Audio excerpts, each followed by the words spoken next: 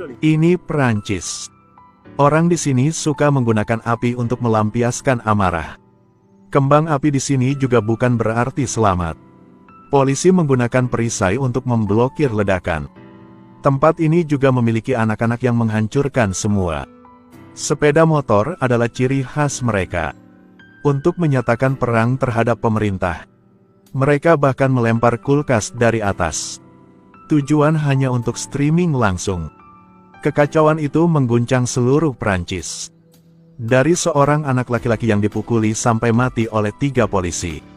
Tetapi seluruh proses telah difilmkan dan diposting secara online. Sehingga menciptakan gelombang opini publik. Keluarga anak laki-laki itu juga tidak biasa. 3 generasi keluarganya semuanya berjuang untuk negara. Kakek buyut adalah seorang prajurit veteran di ketentaraan. Kakak kedua, Abdel juga menjadi tentara. Kakak ketiga, Karim adalah pemimpin Athina. Mokhtar tertua adalah pedagang senjata di sini. Ketika Abdel mengetahui bahwa adiknya telah dipukuli sampai mati, segera dari tim khusus segera kembali ke Athina.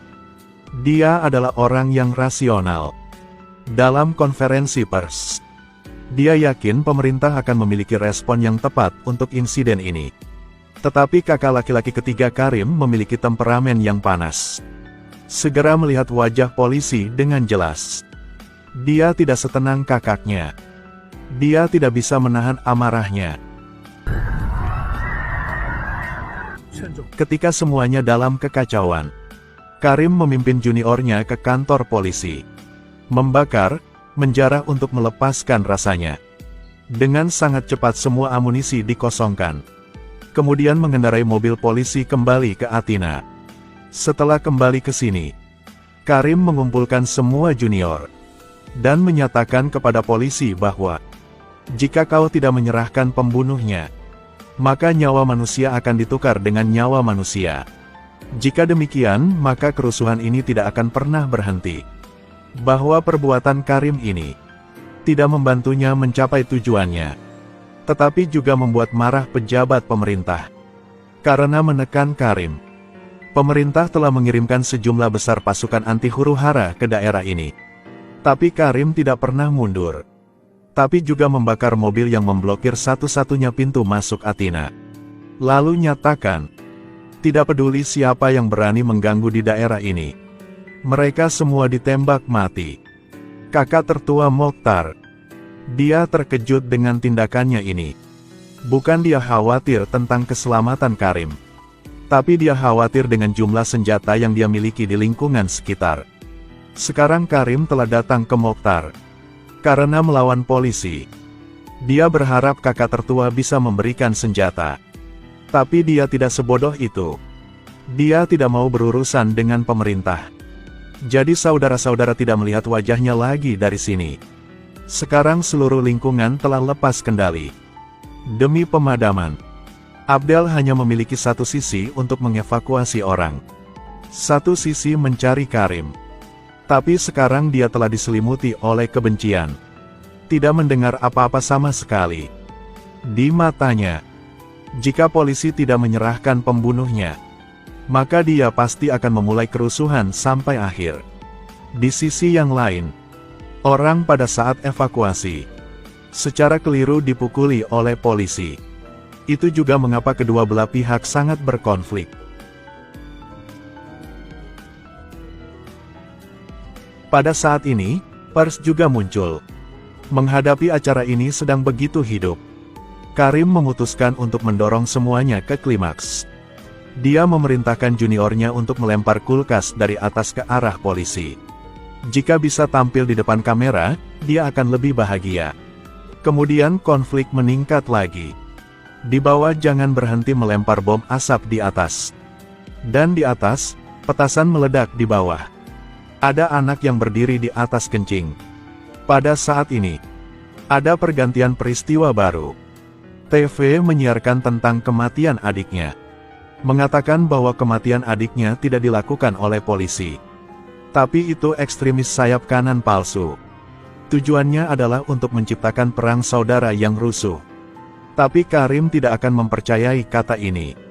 Menurutnya ini hanyalah salah satu trik untuk mengalihkan perhatian. Lihat foto adiknya. Semakin bertekad dia untuk membalas dendam. Saat ini, Karim mendapat kabar bahwa polisi telah memasuki kawasan tersebut. Dia secara pribadi memprotes. Tidak pernah menyangka akan dikendalikan oleh semprotan merica oleh tentara. Meskipun tidak memiliki keunggulan dalam jumlah, tetapi pada akhirnya tetap mendorong tentara keluar. Dan kemudian satu-satunya pintu masuk diblokir. Jadi, peluncuran pertama pasukan anti huru-hara gagal. Demi menekan Karim, Kapten Regu anti huru-hara menemukan Abdel. Dia berharap Abdel bisa menasihati Karim. Jika terus seperti ini, tidak ada pihak yang akan diuntungkan. Dia seorang tentara. Abdel hanya harus mematuhi perintah. Tapi masih belum sempat menasihati Karim. Lalu dia berdiri di jembatan membaca manifesto reaksioner. Mereka menyerang. Kita akan melakukan serangan balik. Mereka membunuh orang. Kita akan membunuh orang juga. Mereka mengatakan ini adalah kekerasan. Kami akan menunjukkan kepada mereka apa itu kekerasan. Tapi tidak sabar menunggu gelombang kedua kerusuhan Karim. Kapten memberi perintah. Menyerang di dalam Athena. Dan seterusnya pada tengah malam. Para prajurit meningkat dan menyerang bagian dalam lingkungan.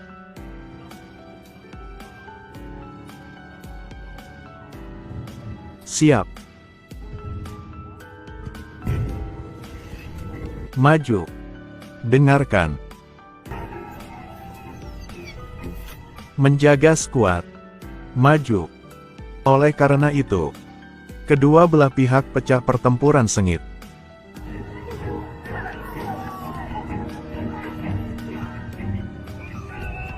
Tapi tidak lama, tentara diusir keluar. Tak ada cara yang lain. Mereka hanya perlu berkumpul untuk membentuk cangkang kura-kura. Untuk menangkis pertahanan.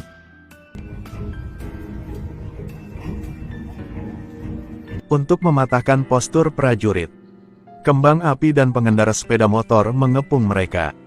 Saat ini, tangki bensin di tangan Karim langsung dibuang ke tanah. Pasukan anti huru-hara telah dikalahkan. Harus segera mundur diri. Selama kekacauan, ada seorang tentara yang tidak bisa melarikan diri.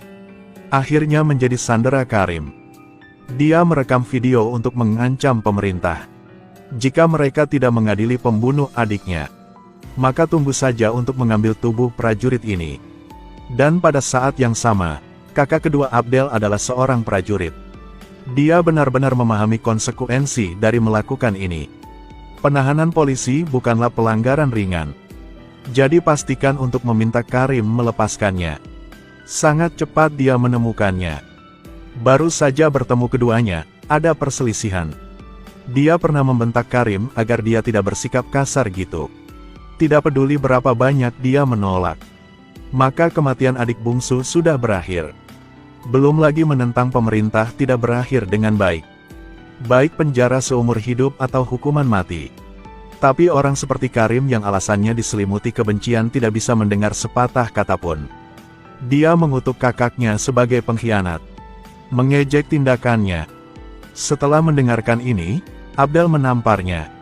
Pada akhirnya, Abdel tidak hanya gagal menasihati Karim, yang secara tidak sengaja menyebabkan keduanya berbalik melawan satu sama lain. Abdel kemudian memutuskan untuk mengusir orang secara paksa. Tapi Karim tiba-tiba mengangkat senjatanya ke arah mereka dan menyerang. Dipikir mudah untuk keluar. Dia tidak pernah berpikir bahwa Karim menyuruh seseorang memblokir pintu keluar. Sementara mereka melarikan diri. Ditemukan oleh Karim. Tidak ada jalan. Abdel hanya menyandera dan lari ke arah yang berlawanan. Di saat genting keduanya bersembunyi di kamar kakak tertua. Tapi bagaimana bisa Karim melepaskannya dengan begitu mudah? Dia ingin melawan sampai akhir dengan polisi. Mengeluarkan satu tangki bensin. Mengancam Abdel untuk segera menyerahkan sandera. Kalau tidak dia akan membuang tangki bensin ini ke dalam ruangan. Melihat itu Abdel ragu untuk menyerahkan orang.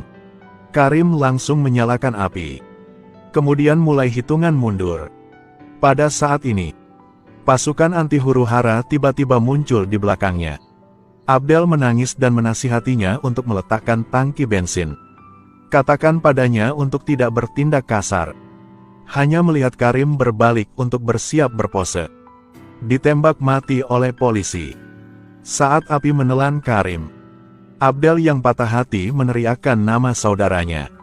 Segera bawa alat pemadam api ke depan. Akhirnya padam.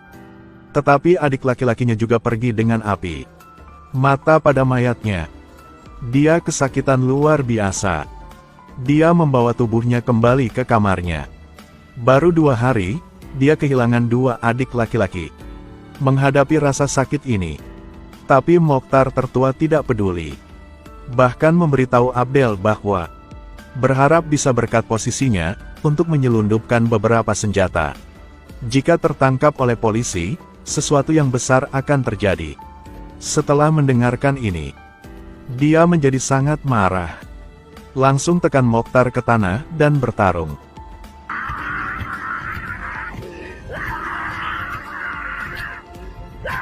Pada akhirnya, saudara tiri ini dipukuli sampai mati.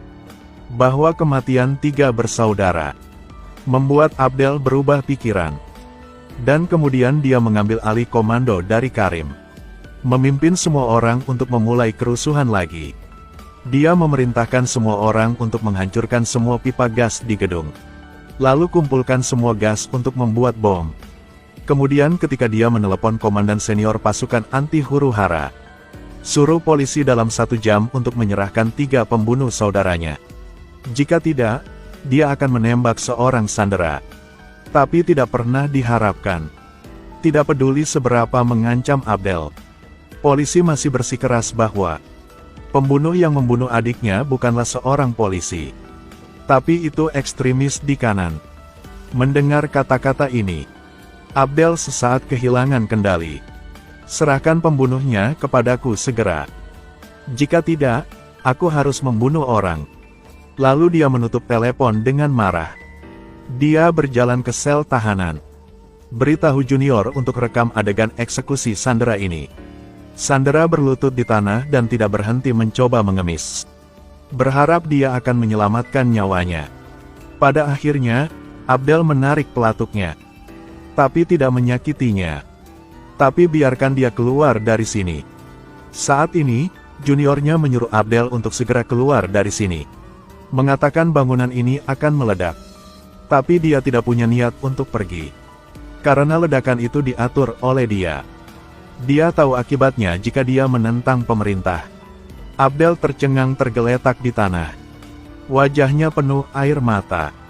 Tapi lebih menyakitkan dari sampai akhir meski kehilangan 3 bersaudara. Tapi dia masih belum mendapatkan jawaban yang tepat. Ini adalah kisah adaptasi nyata. Keluarga korban hanya ingin diperlakukan secara adil. Tetapi sampai mereka mati, mereka tetap tidak mendapatkan keadilan yang layak mereka dapatkan. Tapi Abdel terjebak di dalam antara kebencian kehilangan orang yang dicintai dan loyalitas terhadap negara. Dia masih percaya bahwa pemerintah akan menyelesaikan keluarganya dengan memuaskan. Tapi pada akhirnya itu hanya tumpukan puing. 分享到这里，喜欢的可以关个注，我是小七，我们下期见。